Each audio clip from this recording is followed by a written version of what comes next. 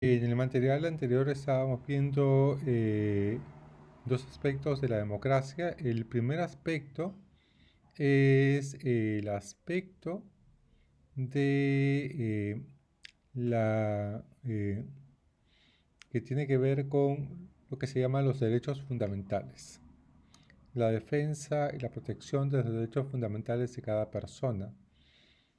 Y el segundo aspecto es el que tiene que ver con la capacidad que tienen las personas de participar en las tomas de decisiones de los proyectos y las leyes que van a formar parte de su vida o que van a modificar su vida o que van a afectar sus propias vidas.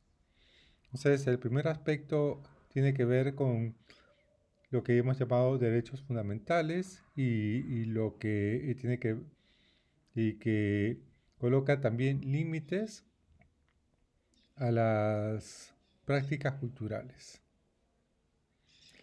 Límites como, por ejemplo, si en una cultura hay abuso o maltrato contra la mujer, los derechos fundamentales colocan límites a esas prácticas de abuso y de maltrato.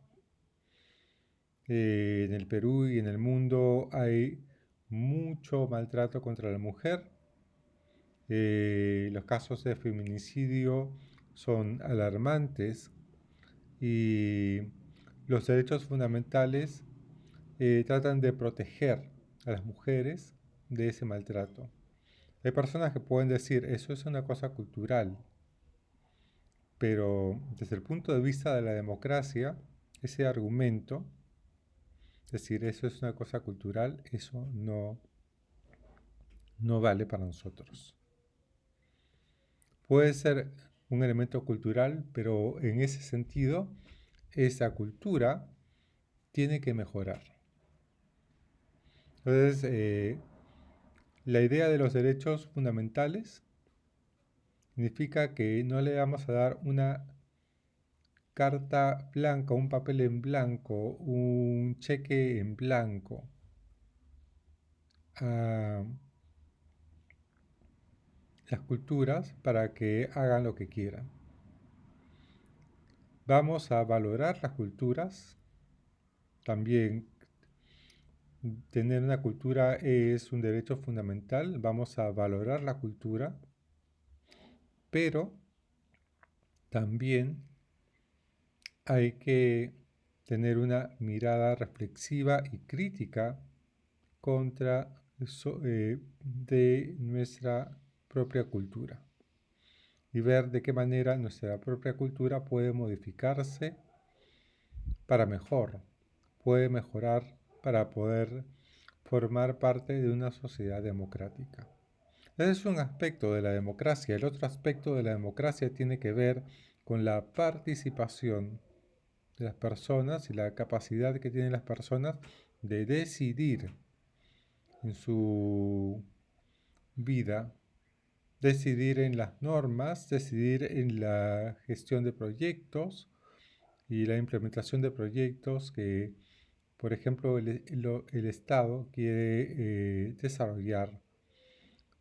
Por ejemplo, se quiere implementar la educación intercultural bilingüe en tal localidad y las personas que viven en esa localidad tienen el derecho a participar del debate respecto de eso, siempre y cuando lo hagan dando razones que se puedan exponer con claridad, que se puedan justificar y que se puedan criticar. Una razón es un argumento que se puede fortalecer, justificar, pero también se puede criticar y frente a la crítica tiene que poder modificarse. Entonces, eso es el segundo aspecto de una democracia, es lo que se relaciona con lo que Rainer Forst denomina el derecho a la justificación. Y se relaciona con la participación no solamente en la actividad y la vida social, sino la actividad y la vida política de los involucrados dentro de una comunidad y dentro de una sociedad en general. En cierto modo, una sociedad democrática es fruto del trabajo de todos, es fruto de la decisión y del debate en el que participamos todos. Para eso el derecho a la justificación, el derecho a justificar, que se nos justifiquen las normas y a debatir sobre la base de razones, el derecho a comunicar aspectos y razones mutuamente, es un elemento central. Bien, el tercer elemento tiene que ver con las experiencias y con los parámetros que se tiene para la educación. El tercer aspecto de nuestro curso tiene un primer campo o una primera capítulo dedicado a la identidad humana. Tiene un segundo capítulo dedicado a la educación y la democracia. Y va a tener un tercer capítulo dedicado a la experiencia de la educación intercultural bilingüe en el mundo en general y especialmente en América Latina. Allí vamos a ver diferentes experiencias latinoamericanas respecto de la educación intercultural bilingüe. Y también vamos a ver un conjunto de sugerencias y propuestas que Naciones Unidas y otras instituciones han presentado para la educación intercultural bilingüe. Las vamos a ver, las vamos a analizar y estudiar.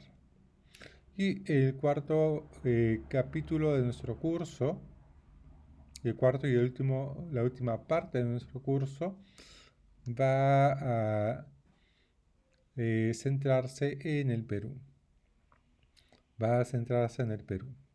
Entonces, en este cuarto capítulo, en esta cuarta parte de nuestro curso, vamos a ver cuáles son la normativa, los proyectos que vienen desde el Ministerio de Educación, son las políticas del Estado respecto de la educación intercultural bilingüe, y después vamos a analizarlas y vamos a ver diferentes casos, diferentes aspectos, como por ejemplo la educación intercultural bilingüe y la enseñanza de la lengua, las múltiples lenguas, inclusive los diferentes castellanos que hay en el Perú y su relación con lenguas como las variantes del quechua o aymara en las diferentes regiones del país.